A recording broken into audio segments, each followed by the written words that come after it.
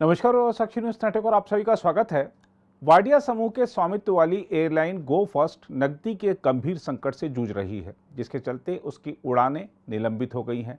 Company ने कहा है कि वह 3 से 5 मई तक अपनी उड़ानें अस्थायी रूप से निलंबित रखेगी।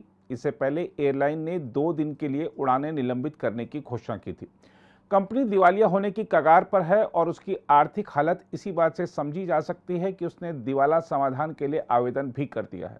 गो फर्स्ट के दिवालिया होने की खबर से शेयर बाजारों में bank of Baroda, central bank और आईडीबीआई बैंकों के शेयरों में गिरावट देखी जा रही है, क्योंकि इन बैंकों ने गो फर्स्ट को भारी कर्ज दिया हुआ है। बताया जा रहा है कि शेयर बाजारों में इन बैंकों के शेयरों के भाव में गिरावट से निवेशकों को 7100 करोड़ रुपए का चूना लग गया है।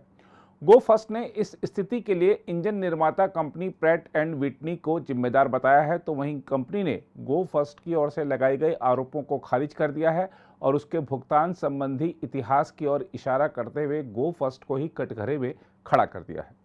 इस बीच हवाई अड्डों से जो दृश्य सामने आ रहे हैं वह दर्शा रहे हैं कि गो फर्स्ट एयरलाइंस द्वारा 3, 4 और 5 मई को उड़ानें बंद करने के बाद अहमदाबाद, दिल्ली गो फर्स्ट के काउंटर खाली पड़े हैं।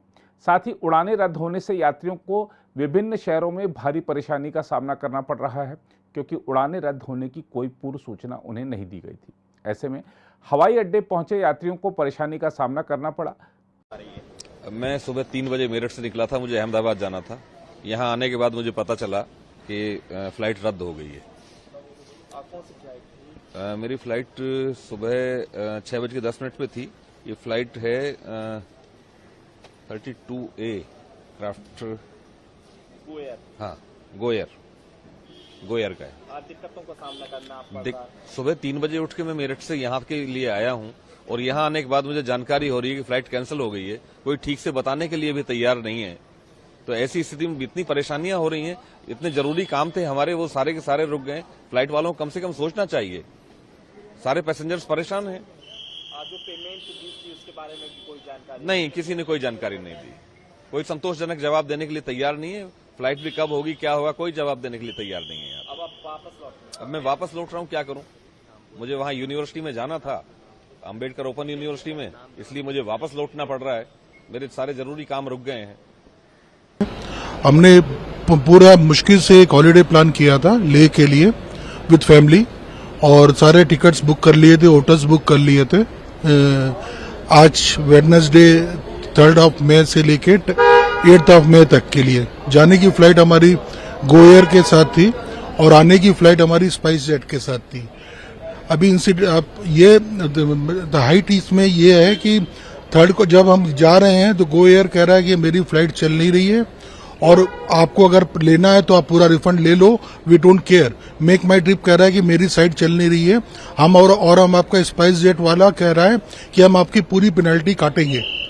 जो 80% आपने पेमेंट दिया है, क्योंकि इसमें मेरा फॉल्ट नहीं है। और जो इसके वो 80% पेनल्टी काट रहा है स्पाइस जेट, और मेक माई ट्रिप बोल रहा है कि मैं उस पेनल्टी के ऊपर मैं सर्विस चार्जेस और कन्वीनियंस फीस भी चार्ज करूंगा। जो टिकट मैंने बुक किया उसका 90% पेमेंट ये लोग वापसी में भी they are eating away with from us. खाली फ्लाइट का जो पायलट है वो इन्फॉर्मेशन देता रहा, बाकी उसके सिवा कोई इन्फॉर्मेशन नहीं है। खाली जो बाकी पैसेंजर थे उन्होंने ऐसा किया कि कंपनी का कुछ तो भी इशू हो गया है, तो इसकी वजह से उन्हें अलाउड नहीं किया एयरपोर्ट पे। लेकिन ऐसे केस में जब आप बुकिंग लेते हैं तो पहली रिस्पॉन्सिबिलिटी ये थी कि पब्लिक का सर्विस देना फर्स्ट है, बाकी इशू आपका बाद में है। जो डेस्टिनेशन को हर एक पैसेंजर को पहुंचाना बहुत जरूरी रहता है। हम आपको यही बता दें कि गो एयर जिन रूटों पर हवाई सेवाएं मुहैया कराती है उन पर विमान किराए में काफ़ी बढ़ोतरी भी देखी जा रही है, क्योंकि गो एयर के यात्री अन्य विमानन कंपनियों से यात्रा करने के लिए टिकट कराना चाह रहे हैं। जहां तक इस पूरे प्रकरण में कंपनी का पक्ष है, तो आपको बता दें कि एयरलाइन के प्रमुख कौशिक खोना ने कहा है कि एयरलाइन को प्रैट एंड विटनी से इंजन की आपूर्ति नहीं मिलने की वजह से अपने बेड़े के आधे से अधिक यानी 28 विमानों को खड़ा करना पड़ा है। इस वजह से एयरलाइन के समक्ष नकदी का संकट पैदा हो गया है। उन्होंने कहा, दिवाला समाधान के लिए आवेदन करना एक दुर्भाग्यपूर्ण निर्णय है, लेकिन कंपनी के हितों के संरक्षण के लिए ऐसा करना जरूरी था। हम आपको बता दें कि गो फर्स्ट ने राष्ट्रीय कंपनी विधि न्यायाधिकरण यानी NCLT के दिल्ली पीठ में स्वैच्छिक दिवाला समाधान प्रक्रिया के लिए आवेदन किया है। एयरलाइन ने सरकार को भी इन घटनाक्रमों की जानकारी दे दी है। साथ ही वह नागर विमानन महानिदेशालय यानी DGCA को इस बारे में विस्तृत रिपोर्ट भी सौंपने जा रही है। कंपनी ने नोटिस में कहा है कि एयरलाइन की उड़ानें 3, 4 और 5 मई को निलंबित रहेंगी। उसके बाद उड़ानों का परिचालन फिर शुरू होगा। हम आपको बता दें कि गो फर्स्ट के कर्मचारियों की संख्या 5000 से अधिक है। गो फर्स्ट ने यह भी कहा है कि वह यात्रियों को उनके टिकट का पूरा पैसा वापस करेगी। कंपनी ने कहा, हमें इस बात का अफसोस है कि परिचालन संबंधी कारणों से गो फर्स्ट की उड़ानें 3, 4 और 5 मई 2023 को निलंबित रहेंगी। उड़ानों के रद्द होने से यात्रियों को जो असुविधा हुई है, हम उसके लिए माफ़ी मांगते हैं। कंपनी ने कहा है कि हम जो भी सहायता दे सकते हैं वह देंगे और उसके लिए हम पूरी तरह से प्रतिबद्ध हैं। इस बीच नागर विमानन मंत्री ज्योतिरादित्य सिंधिया ने कहा है कि इंजन आपूर्ति से संबंधित परिचालन बाधाओं के कारण एयरलाइन की वित्तीय स्थिति को झटका लगना दुर्भाग्यपूर्ण है।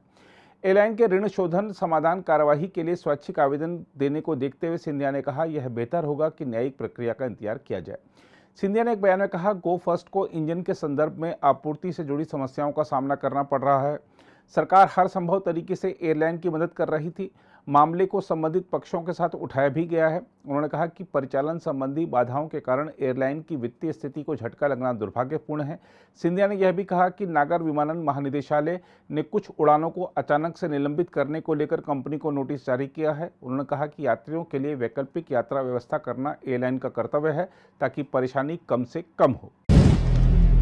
अगर आप भी लेना चाहते हैं देश दुनिया की तमाम जानकारी तो आज ही सब्सक्राइब करें हमारे चैनल को। साथ ही नीचे दिए बेल आइकन को जरूर दबाएं ताकि हर अपडेट आप तक पहुंच सके।